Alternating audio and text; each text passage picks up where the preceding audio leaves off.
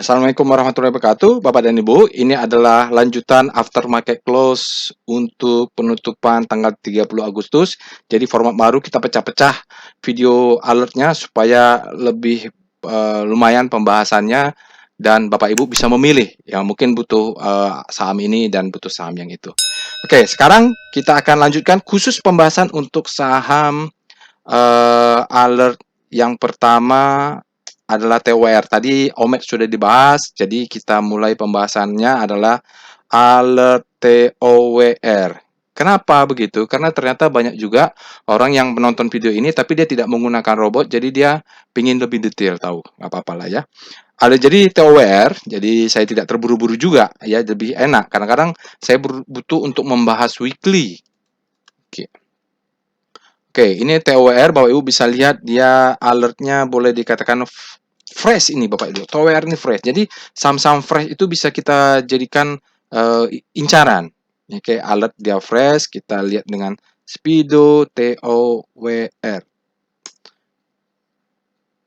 Infra bergerak ya, dia jadi sektor infra termasuk ini. Jadi TOWR ini adalah berada di zona grid untuk Sphere and Grid Speedometer, dia berada di zona grid.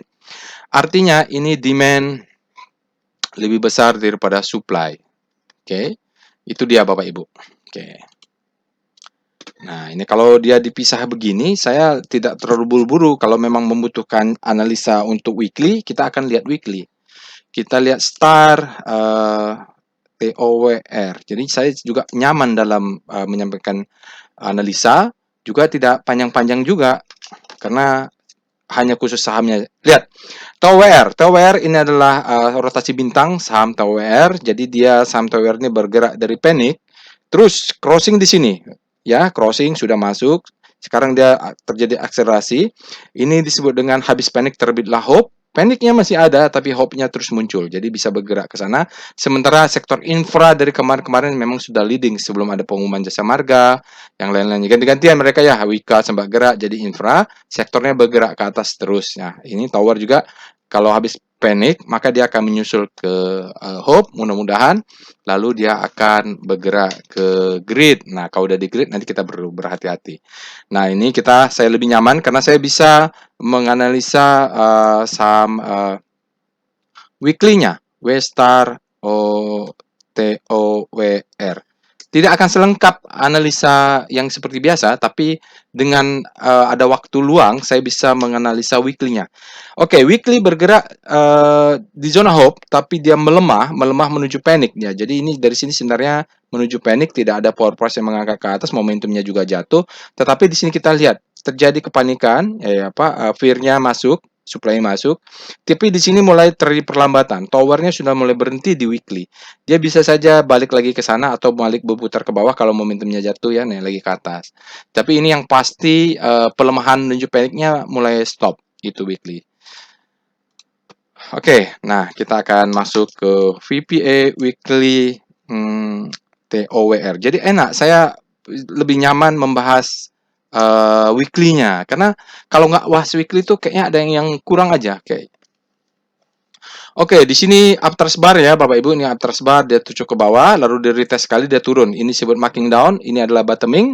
Outer ke atas weekly seperti itu. Jadi kalau kita tarik garis, bottomingnya ada di bawah. Ini dia tidak seperti itu segitiganya ya. Itulah ya. Jadi kalaupun tarik di sini, ini masih bisa ditarik ke arah sana.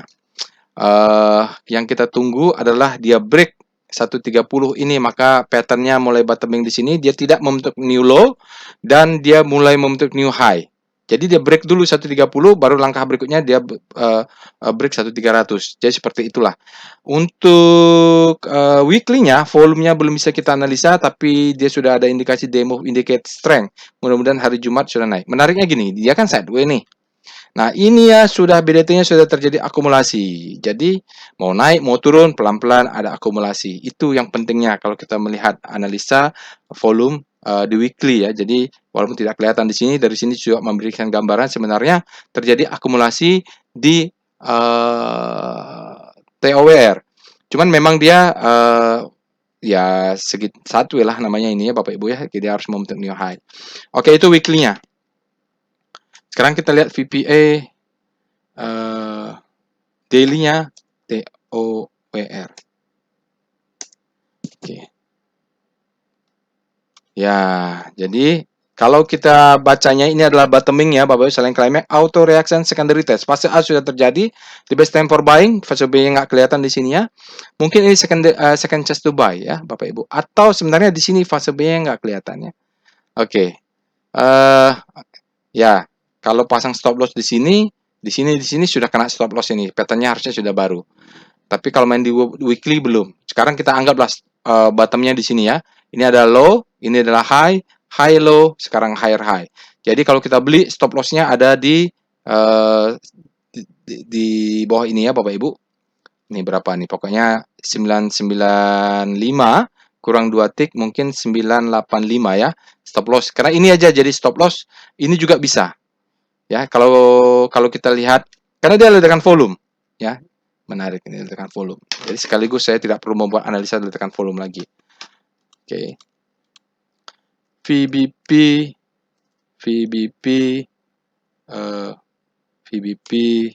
TOWR. Daily dulu deh. Saya mau melihat ada nggak demand-nya di bawah. Oke. Iya. Sekarang dia kalaupun ini demand di sini Bapak Ibu ya. Di atasnya ada supply di sini. Ini sudah diabsorb, volumenya meledak. Stop loss di sini atau di sini. Sekarang kita lihat weekly, VBP weekly, TOWR. Jadi sebenarnya walaupun dia analisa singkat, saya tetap membutuhkan analisa weekly gitu. Jadi Bapak Ibu juga rajin-rajin. Ya ini tertahan, dia ini ada supply zone. Jadi Bapak Ibu kalau naik kayaknya kita agak susah untuk naik kalau supply ini belum diabsorb. Jadi dia akan tertahan dulu.